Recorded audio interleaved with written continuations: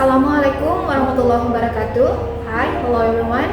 My name is Puspa Sarias PDNPD. I am one of the lecturers in the English Language Education Program, Faculty of Teacher Training and Education at the University of Muhammadiyah Palopo. On this chance, I will describe one of the courses that I teach, which is Bahasa Inggris. Sebagai seorang dosen di program studi pendidikan bahasa Inggris, tentunya saya memiliki tanggung jawab untuk menjalankan tugas-tugas dalam Tridharma perguruan tinggi yang mencakup aspek pengajaran, penelitian, dan pengabdian kepada masyarakat. Salah satu contoh konkret dari bukti kinerja saya dalam aspek pengajaran adalah ketika saya mengajar mata kuliah bahasa Inggris. Mata kuliah ini merupakan mata kuliah wajib universitas dengan bobot 2 SKS sebagai salah satu mata kuliah dasar umum. Selanjutnya, saya akan memberikan penjelasan mengenai model pembelajaran yang saya terapkan dalam mata kuliah bahasa Inggris, menguraikan deskripsi mata kuliah tersebut, luaran yang diharapkan dari mahasiswa, serta menjelaskan metode pembelajaran yang saya gunakan. Dalam proses pembelajaran, saya menerapkan konsep DIA or Delivery Interactions and Assessment. Secara singkat, model pembelajaran DIA dapat disimpulkan sebagai berikut. Yang pertama adalah delivery. Model ini memperhatikan bagaimana materi atau informasi disampaikan kepada mahasiswa dengan jelas dan efektif oleh pengajar. Dalam proses pembelajaran, saya menerapkan konsep DIA or Delivery Interactions and Assessment. Secara singkat, model pembelajaran DIA dapat disimpulkan sebagai berikut. Yang pertama adalah delivery. Model ini memperhatikan bagaimana materi atau informasi disampaikan kepada mahasiswa dengan jelas dan efektif oleh pengajar. Yang kedua adalah interaction. Interaction antara pengajar dan mahasiswa serta antar mahasiswa dianggap penting dalam model ini. Ini mencakup dialog, diskusi, kerja kelompok, dan komunikasi yang mendorong partisipasi aktif siswa serta pertukaran ide. Dan yang terakhir adalah assessment. Bagian ini berfokus pada evaluasi pemahaman dan pencapaian mahasiswa melalui berbagai jenis penilaian. Tujuan utamanya adalah untuk mengukur sejauh mana mahasiswa mencapai tujuan pembelajaran dan memberikan umpan balik yang berguna untuk perbaikan. Secara keseluruhan, model pembelajaran DIA bertujuan untuk menciptakan pengalaman pembelajaran yang lebih interaktif, partisipatif, dan berfokus pada hasil. Model ini menempatkan mahasiswa dalam peran aktif dalam proses pembelajaran mereka, memungkinkan mereka untuk memahami konsep dengan lebih baik, berkomunikasi dengan baik, dan dinilai secara objektif untuk pengembangan diri. Dalam mata kuliah ini, mahasiswa akan mempelajari konsep-konsep dasar bahasa Inggris, termasuk kemampuan mendengarkan, berbicara, membaca, dan menulis. Mahasiswa akan menggunakan konsep-konsep ini untuk mengkomunikasikan ide dan pemikiran mereka dalam konteks akademik yang terkait dengan sains dan teknologi, baik dalam bentuk lisan maupun tulisan.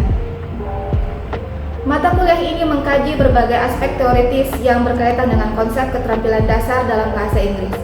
Mata kuliah ini juga memberikan pemahaman dasar tentang bahasa Inggris, termasuk tata bahasa dan keterampilan berbicara, mendengarkan, membaca, dan menulis. Selain itu, mata kuliah ini meningkatkan kemampuan berbahasa aktif dalam berbahasa Inggris dengan berbagai praktik menggunakan bahasa Inggris dalam berbagai situasi sehari-hari dan menjadi dasar bagi pengembangan kemampuan bahasa Inggris yang lebih lanjut. Untuk mencapai tujuan dari mata kuliah ini, maka disajikan beberapa bahan kajian, yaitu word classification, non-verbal sentence, order of adjective, present continuous tense, simple present tense, simple past tense, pronunciation, reading, speaking, listening, dan writing.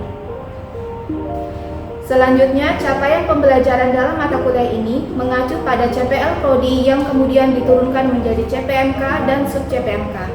Adapun CPL Prodi yang dibebankan pada mata kuliah ini meliputi sikap, pengetahuan, keterampilan umum, dan keterampilan khusus yang dapat dipaparkan sebagai berikut.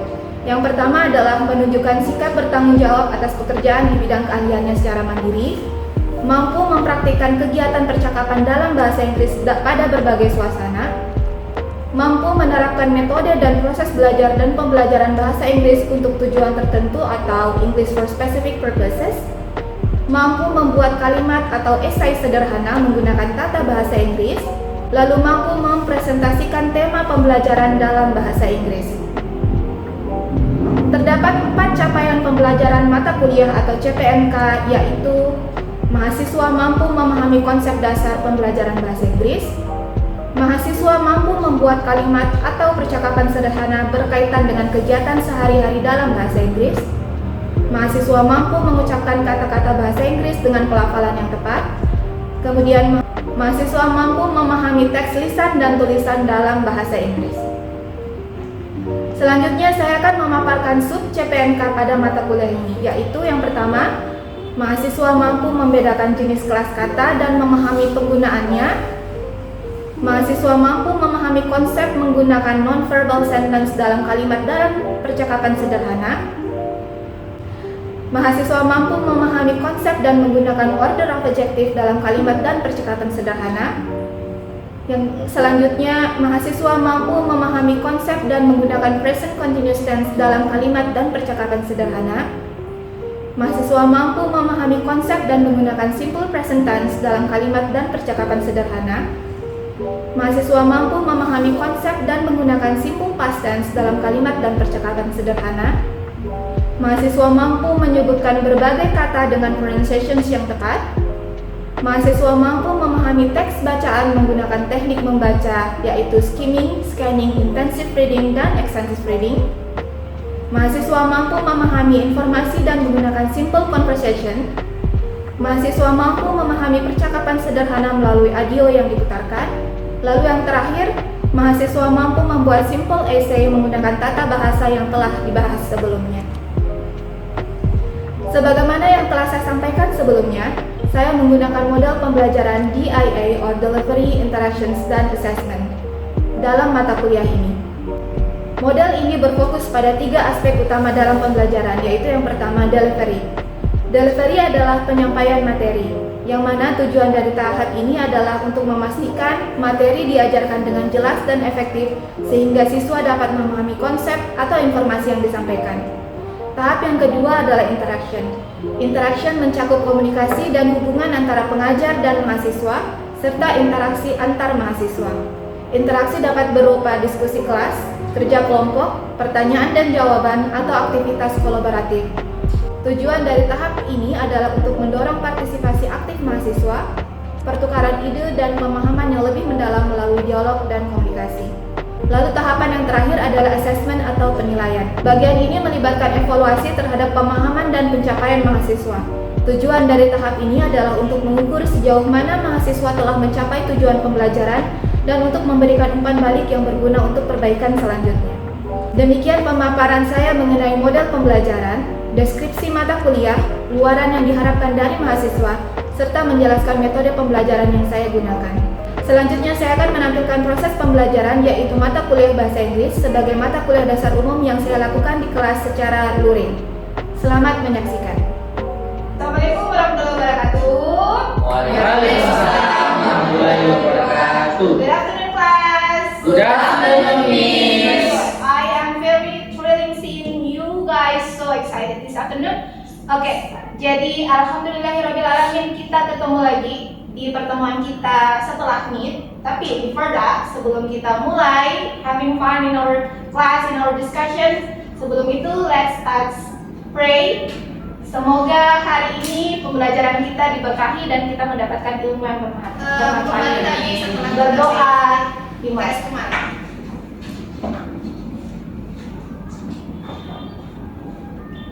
Selesai. Jadi hari ini kita kembali lagi ke pertemuan kita yang 10, dan I'm a bit curious about what did you do during your Meet break, selama break kemarin, semester break kemarin, selama kita 1 pekan. Kira-kira I would like to ask you, what did you do during your midterm break? How about you, Mr. Gafri? What did you do during your midterm break? I'm doing part-time job, Miss. Doing part-time job. Okay. How about you, Miss Anna? Miss Anna, are you sleeping? I am sleeping in the home. Okay. Yes. What? I am sleeping in the home. Okay. Sebelum kita masuk ke diskusi kita hari ini, kita bahas dulu ya, gitu. Oke. Jadi, apa yang saya tanya tadi adalah kegiatan yang terjadi di masa lampau. Mr. Gafri tadi bilang, what did you say? I'm doing part time. I'm doing part-time job. Ada yang aneh nggak dari kalimat ini? Oke, remember, yang saya tanyakan, what I ask is adalah past event, kejadian yang terjadi di masa lampau. Berarti kegiatannya sudah terjadi. Nah, kalau ciri-cirinya dia kegiatan yang terjadi, kalau if we put it in English, kata kerjanya harus diubah menjadi kata kerja berapa? Pertama, kedua, ketiga? Kedua. Jadi, dari satu set kalimat ini, yang mana yang kira-kira dia kata kerja? Is it doing? Is it part-time? Doing. Doing. Oke, very good. Jadi yang harusnya yang ini yang diubah ke bentuk past time. Oke. Bentuk doing, bentuk dasarnya adalah Do. do. Jadi harusnya dia menjadi did. Jadi I did. Tapi kayaknya tidak cocok kalau umpamanya dia part time. Dia lebih cocoknya kalau dia to dari take. Nah, jadi instead of saying I'm doing a part-time job, harusnya I took a part-time job. Saya melakukan kerja sambilan, part-time job atau freelance job. It's the same thing. Okay. Now let's move to our discussion today. Today we are going to discuss about types of reading techniques di meeting kita yang ke-10. Jadi hari ini fokus kita adalah reading. Reading is membaca atau menulis? Membaca. Jadi ini kalau membaca bahasa Indonesia saja kayaknya agak tugas berat, apalagi membaca bahasa Inggris. Nah, mau tidak mau, kalau mamanya nanti setelah Anda sekalian, teman-teman sekalian sudah sampai di level perlu harus membaca banyak literatur untuk menyusun tugas akhir, pasti akan dihadapkan dengan berbagai macam naskah, artikel, literatur yang menggunakan bahasa Inggris. That's why hari ini saya akan memberikan tipe-tipe teknik membaca yang bisa digunakan nanti. Jadi untuk membantu memahami teks lebih mudah. Okay, let's get into it. Now, our goal today, accuracy in understanding the concept of English text reading, and accuracy in using reading techniques such as skimming, scanning, intensive reading, extensive reading to comprehend English text. Jadi goal kita hari ini adalah Anda semua, teman-teman semua mampu memahami konsep membaca teks bahasa Inggris itu bagaimana. Lalu memahami pula metode-metode teknik-teknik membaca yang dapat dilakukan untuk memahami teks bahasa Inggris dengan lebih mudah, lebih cepat, dan lebih sederhana. Oke. Now, sebelum kita masuk ke pembahasan materinya, I have a question for you. How did you get the information from the text that you read? Selama ini, kalau membaca, mau cari informasinya, bagaimana cara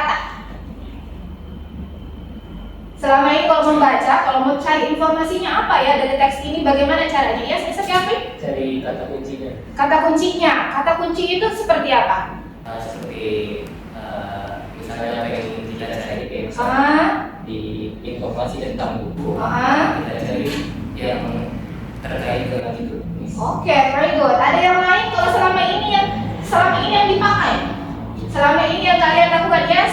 Menggunakan metode membaca intensif. Membaca intensif berarti membacanya dikutui betul, word by word, terus coba dipahami kata demi kata, benar? Benar. Oke, nah kita ada beberapa jawaban dan keduanya tepat, ya. Tapi selain itu ada beberapa teknik membaca yang bisa digunakan. Nah, hari ini kita akan membahas 4 di antaranya. Apa yang harus dilakukan? Yang menggunakan beberapa teknik baca. Di antaranya adalah ada 4 di sini. Itu adalah yang pertama adalah scanning, skimming, intensive reading, dan extensive reading. Jadi agak-agak ini mungkin I am very sure ini adalah kata-kata yang familiar meskipun mungkin agak cuma ditahu namanya saja tapi belum terlalu paham. Nah, mari kita bahas dua-dua ya biar lebih mudah memahami. Kita bahas yang scanning dulu. Seperti yang dilihat di sana ada deskripsinya, scanning is the process of reading a text quickly to get specific information. Jadi scanning itu membaca cepat. Di scan, Anda tahu mesin scanner, mesin scan. Nah, kalau mesin scan itu ada prosesnya cepat. Nah, ini sama, prosesnya bacanya cepat, tapi untuk mencari informasi detail. Kata kuncinya adalah membaca cepat untuk mengetahui informasi detail, informasi rinci. Contohnya adalah ini, look up word in an index or dictionary. Contohnya itu, kalau kalian buka kamus buku, itu kan tidak mungkin mau cari artinya apa dibaca satu word by word kan lama. Jadi kan pasti di scan kan, mana yang stop, mana S. Setelah dibuka indeks S, cari yang stop. Kan itu di scan kan? Kalian bacanya cepat. Nah itu adalah sebenarnya kalian sudah memakai teknik baca scanning, membaca cepat untuk mengetahui info detail, info rinci. Contoh kedua adalah review a program's timetable in calendar. Kalau kalian mau ada lihat jadwal umpamanya, kalian ke stasiun, kalian ke bandara, ada timetable, ada jadwal keberangkatan dan sebagainya. Lalu kalian tahu bahwa saya mau berangkat dari bandara A ke bandara B. Yang kalian cari pasti nama bandaranya. Dicarinya scanning Pak supaya cepat. Itu adalah teknik membaca scanning. Tanpa disadari sebenarnya kita sudah memakai teknik ini, cuma kita belum tahu namanya apa. Nah itu kalau dia scanning. Bagaimana dengan skimming? Kita bahas dulu definisinya sebelum ke contoh. Nah, skimming, the reader skim through sentences in order to swiftly reach a certain piece of information. Jadi skimming itu sama dengan scanning, sama-sama membaca cepat, cuma bedanya kalau skimming dia ini membaca cepat untuk mengetahui arti sebuah teks, sebuah paragraf secara keseluruhan. Oke, jadi sudah bisa kurang lebih tahu perbedaannya antara skimming sama scanning ya, nanti kita bahas kemudian. Nah, beberapa contoh di antara untuk skimming adalah viewing the news on a website or in a newspaper. Oke, saya yakin dan percaya bahwa membaca, satu-satunya membaca cepat yang Anda lakukan saat ini adalah baca WhatsApp. Ya kan? Baca story, ya kan? Atau baca feeds di Instagram, ya kan? Tapi itu tetap membaca. Nah, tapi begitu dihadapkan dengan surat kabar, coba. Kalau dengan surat kabar baru dilihat bendanya saja mungkin agak rada malas, kan?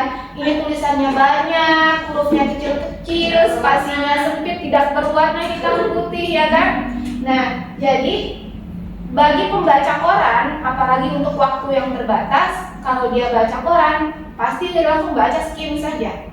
Dia baca cepat, cuma mau mengetahui, oh berita ini intinya apa, secara keseluruhan. Nah, sekarang ya, what is the difference between skimming and scanning? Apa kira-kira perbedaannya antara skimming sama scanning? Tadi kita sudah bahas. Sedangkan keduanya ini adalah metode membaca cepat. Coba apa kira-kira? Ayo loh, ya. Kalau yang scanning list itu dibaca keseluruhan. Kalau yang skimming dicari yang spesifiknya. Itu skimming. Iya. Kalau scanning tadi Dibaca keseluruhan. secara keseluruhan. Kalau scanningnya dibaca secara keseluruhan juga, namun dicari informasi yang lebih spesifik. Oke, baik, kita sudah bahas ini. Jadi, let me give you a clue, ya. Let me give you a clue. Skimming dan scanning itu adalah dua metode baca yang sama tapi beda. Samanya adalah kedua teknik baca ini adalah teknik membaca cepat. Jadi kedua teks dibaca cepat.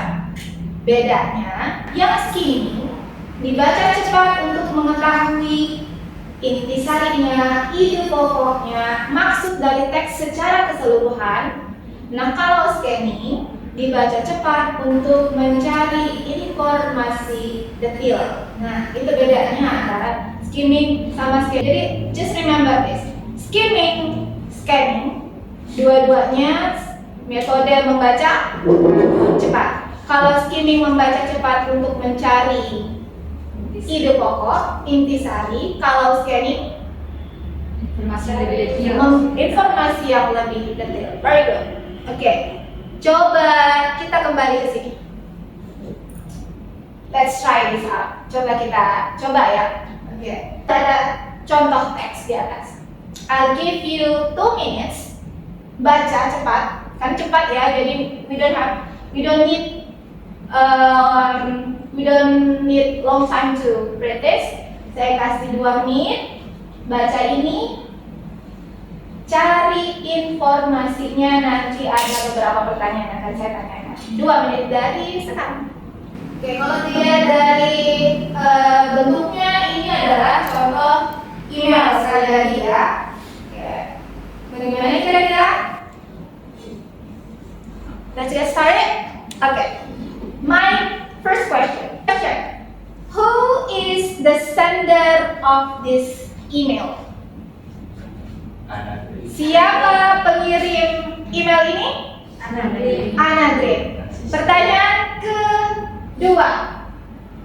What is the aim of this text? Apa tujuan dari teks ini? Pertanyaan kedua itu hadiahnya naik haji dan pergi haji dan umrah bagi yang punya tiketnya. Pertanyaan kedua, kira-kira ini emailnya aimnya apa? Tujuannya apa? Panggilan interview. How did you know it? Bagaimana caranya kita tahu kalau ini interview? Oke, ada di sini please bring your CV and references to. Who will be receive this email? Siapa yang akan menerima receivernya? Grace Yang. Terus pertanyaan kedua, what positions that Anagrin mau? Sales manager. Dari mana Anda dapatkan itu? Nah, what positions of sales manager? Informasi ini didapat dari proses membaca berapa menit tadi? 2 menit kan? Yang dipakai adalah teknik membaca cepat. Meskipun ya vocabulary kita yang kita punya mungkin belum terlalu banyak, tapi dengan cara mengetahui informasi-informasi penting ini, kurang lebih kita bisa mengetahui maksud dari teks yang dikirimkan. Oke, jadi our favorite part of a free discussion. Part favorit kita di setiap pertemuan kita adalah tugas, ya, karena hari ini yang kita bahas adalah reading. Jadi kita ada soal bacaan, ya. Oke, saya yakin tentunya selama kita diskusi tadi paham skimming, scanning, intensive reading itu apa, extensive reading itu apa. Jadi saya paham ini tidak akan ada halangan yang berarti, ya. Oke, saya yakin dan percaya kalian bisa, ya. Jadi bisa. Oke, ini bisa. Ya, jadi ini ada teksnya, ya. Jadi kalau kalian lihat di awal-awal itu ada preparation task. Jadi preparation task itu adalah tugas yang nanti akan dapat membantu memahami teksnya lebih jauh. Ya, sudah rakam tadi itu sudah kita lagi. Oke, jadi preparation task itu adalah bagian vocabulary dan sebagainya. Jadi itu disudah dulu prep tasknya. Jadi itu nanti vocabulary yang dapat membantu Anda lebih memahami teksnya. Ya, saya kira 15 menit cukup ya. Wow, 15 menit cukup karena kita cuma punya satu teks saja dan soalnya juga multiple choice, jadi saya rasa 15 menit cukup. Dengan teknik membaca yang sudah kita bahas sebelumnya, saya yakin ini juga tidak seberapa soalnya. I believe ya. Easy. Ya, easy peasy, ya, semua bisa. Oke, 15 menit saya rasa. Ya, 15 menit ya. Oke, ingat